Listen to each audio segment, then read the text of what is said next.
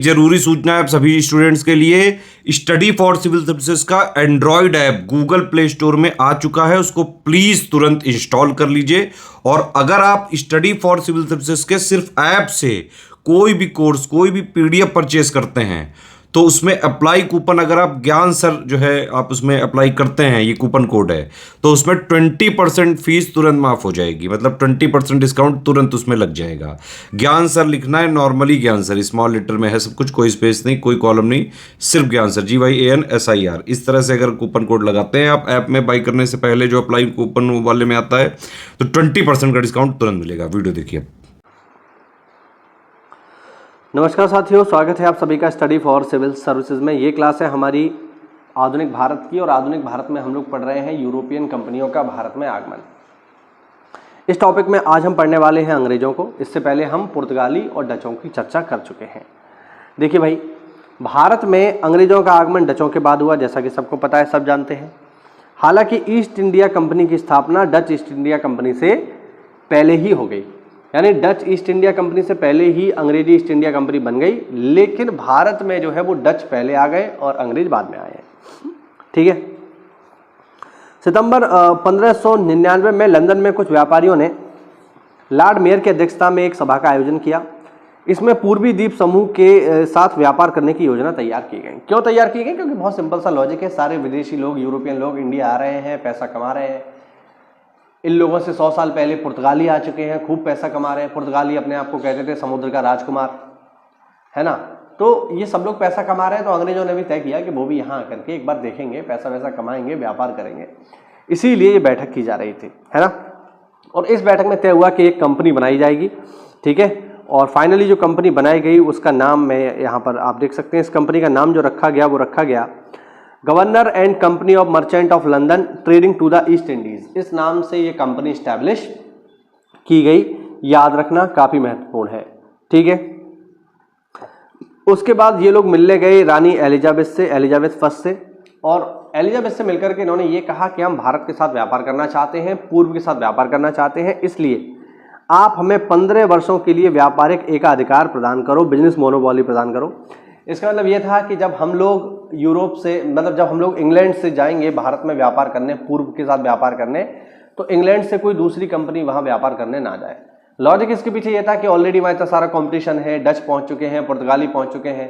अब इंग्लैंड से अगर 2-3 कंपनी और चली जाएंगी तो फिर हम में आपस में ही कंपटीशन होगा। इसीलिए इनका कहना यह था कि हम वहां व्यापार करने जा रहे हैं और हम नहीं चाहते हैं कोई और आए, इसलिए केवल हम ही वहां पर व्यापार करें।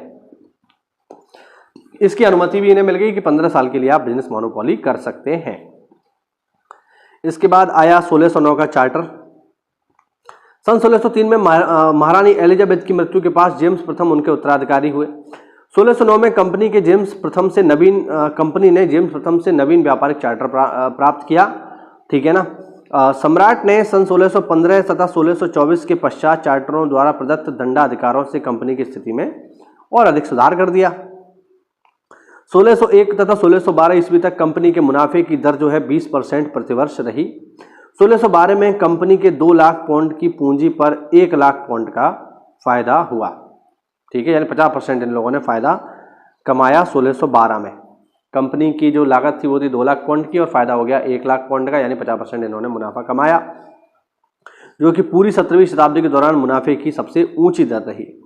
1688 में इंग्लैंड में क्रांति हुई, जिसके फलस्वरूप जेम्स द्वितीय का तख्ता पलट गया और विलियम तृतीय तथा उसकी बीवी मैरी को संयुक्त शासक बनाया गया। इस क्रांति के फलस्वरूप इंग्लैंड में संसद की सर्वोच्चता स्थापित हुई। 1694 में हाउस ऑफ कॉमन्स में प्रस्ताव के अंतर्गत 1698 ईस्वी में 2 अन्य नई कंपनियां कायम की गईं। इनमें से एक जनरल सोसाइटी तथा दूसरी English company trading in the east के नाम से जानी गई। दोनों कंपनियों ने भी सन 1702 में पुरानी कंपनी से विलय का प्रस्ताव किया। अंततः 1708 में इन दोनों नई कंपनियों का मूल कंपनी में विलय कर दिया गया। इस प्रकार 1688 में बनी न्यू कंपनी तथा 1698 में बनी जनरल सोसाइटी तथा 1698 में ही बनी English company trading to the East Indies नामक कंपनियां 1708 में मूल कंपनी से संयुक्त हो गईं तथा the United company of merchant of the London trading to the East Indies का जन्म हुआ। ये छोटी छोटी कंपनियां बनी थी, बाद में सब मर्ज हो गई। ठीक है, कंपनी का यह नाम 1833 तक रहा। 1833 के चार्टर एक्ट के द्वारा इसका संक्षिप्त नाम ईस्ट इंडिया कंपनी कर दिया गया। ठीक है, बात समझ रहे? चलिए, कंपनी की व्यापारिक सफलताओं की बात करते हैं जरा। अंग्रेज कंपनी की प्रारंभिक समुद्री यात्राएं सुमात्रा, जावा, मलक्का के लिए हुई, जिनका उद्देश्य था मसालों के व्यापार का एक हिस्सा प्राप्त करना। 1601 में कंपनी के जहाज इंडोनेशिया के मसाला द्वीप पर पहुंचे। भारत में व्यापारिक कोठियां कायम करने का पहला प्रयास 1608 ईस्वी में हुआ भारत में। कैप्टन हॉकिंस के नेतृत्व में हेक्टर नामक पहला अंग्रेजी जहाज 1608 में सूरत बंदरगाह पर पहुंचा। तो भारत में आने वाला पहला अंग्रेज कौन है?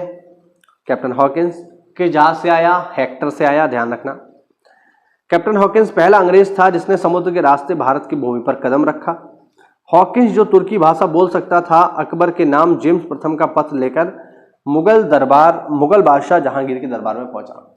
एक्चुअल में जब ये इंग्लैंड से चला था, उस समय पे भारत में शासन था अकबर का, तो ये राजा अकबर के नाम से ही लेटर लेके आया। लेकिन जब तक ये इंडिया पहुंचा तो अकबर की मौत हो गई। उस समय गद्दी पर बैठा था अकबर का पुत्र, जिसका नाम है जहांगीर। तो फाइनली जहांगीर के दरबार में इसने मुलाकात की। ठीक है ना? हाँ, और चूंकि ये तुर्की भाषा बोल सकता था, और न केवल तुर्की भाषा बल्कि फारसी भी बोल सकता था, इस बात से बहुत ज़्यादा प्रभावित हुए मुगल, है ना? क्यों? क्योंकि मुगलों की जो राजभाषा थी वो थी फारसी, लेकिन मुगलों की जो मातृभाषा थी वो थी तुर्की, और ये व्यक्ति तुर्की फारसी दोनों ही बोल सकता था, है ना? इस बात से बहुत ज़्यादा प्रभावित हुए अंग्रेज, मतलब अंग्रेजों की इस बात से बहुत ज़्यादा प्रभावित हुए मुगल, और अंत में मुगलों ने इनको फैक्ट्री लगाने की अनुमति प्रदान की। ठीक है, अब कहाँ कहाँ कैसे कैसे फैक्ट्री लगाई उसकी चर्चा करेंगे हम अगली क्लास में।